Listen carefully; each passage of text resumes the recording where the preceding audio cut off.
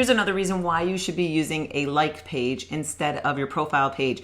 And just FYI, if you've recently listened to Build Your Tribe, Chalene Johnson's training, she did go over the best and top tips for each social platform that she was talking about. And with Facebook, she basically said, stop using a profile page. As much as people disagree with it, you can get at risk for getting shut down by Facebook, and you can. So you are limiting your visibility of who you're promoting to your target audience and multiple other things. But this might be old news for you, but I just discovered this just this second, but maybe you don't know about it, but I want to share this with you in your email messages. A big problem for me in my messages on Facebook like page, as well as in the profile page, is constantly having to go back and reread everybody's email message to me. So to give you a quick example, I'm going to go to my profile page email messages, and it's going to pull a bunch of them up. And on the left, if I need to remember who I'm talking to and where we are in the decision process of them starting as a coach or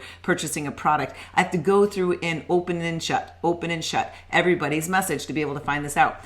In a like page, I don't know if this is brand new because they just switched the way you view your email, but there's a way for you to separate certain emails, and let me show you that. So as you can see up here, if I click on messages, that's going to take me to my inbox for my like page. So this is the new format that they have. You can see over here on this right hand side that it shows the person's profile and information about them, obviously. But here it lists up at the top all of them, all the unread. And this is also now where I'm seeing this for the first time. And again, this might be there, it might have already been there, but I'm seeing flagged for the first time. This to me is like a game changer when it comes to following up with people in your Facebook, because as we know, they didn't opt in. You don't have their direct email, and you have to rely on communicating back and forth with them through Facebook. That's where the majority of the problem comes in, and time wasting comes in. So if you don't have an assistant that is managing your emails and your Facebook for you, and if you're still continuing to do it, which the majority of the people are, then you need to be able to sort the most important people in the conversations that you're having. So now if I just am right here on Timberly Joe's message, you can see this little cog wheel. If I click on that, I can now put flag. So now this message is flagged. So now, okay, so I've flagged some of them. So now when I'm going through and doing my most important action and activity for the day, and I need to make sure that my first priority when I sit down to do my business is to communicate and follow up with business on the table. So for those of you who are like, well, I'm sitting down to do my business today, what do I do?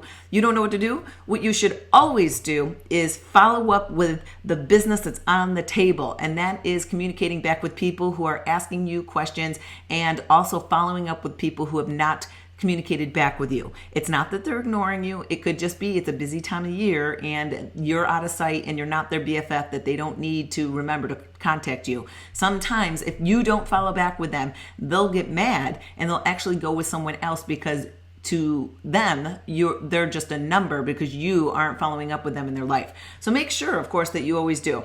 Now, here's another great thing. Look at this, your notes.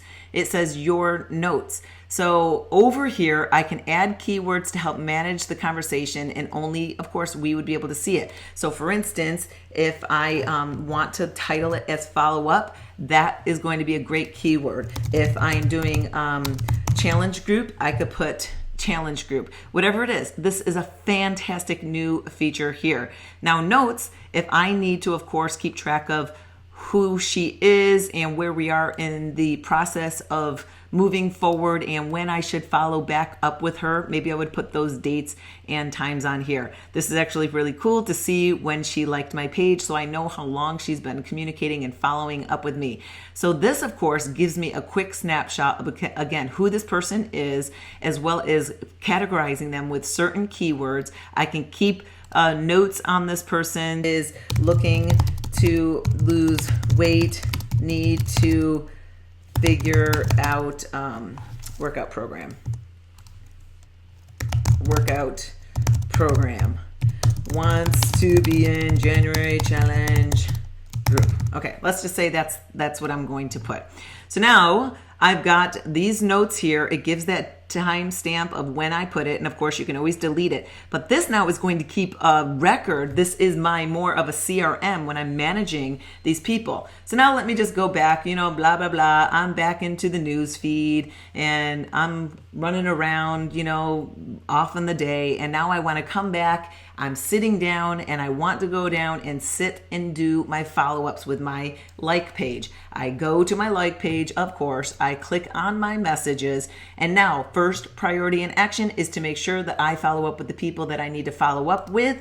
And of course, I can now go here to the clicked flagged, and it's only bringing up the people that I am communicating with. So now I can easily keep track of each person here and follow up with them. But this, of course, is going to keep more of a management for your email because, again, it's a big pain when it comes down to Facebook. When you're building a business, you have to be an entrepreneur and build a business with a like page. And you have to go through the growing pains of seeing it grow slowly. But your effective content that you're putting up and offering value and being very consistent is going to naturally build it. So of course you want to make sure that you go through the training. Here's another thing also that you can consider if you're stepping out: set your status away for 12 hours, change it as soon as you get back. So this of course is going to be beneficial because then you can let people know that you're not there, and then they wouldn't expect for you to return back a message until when you get back. So this of course is going to be a huge benefit.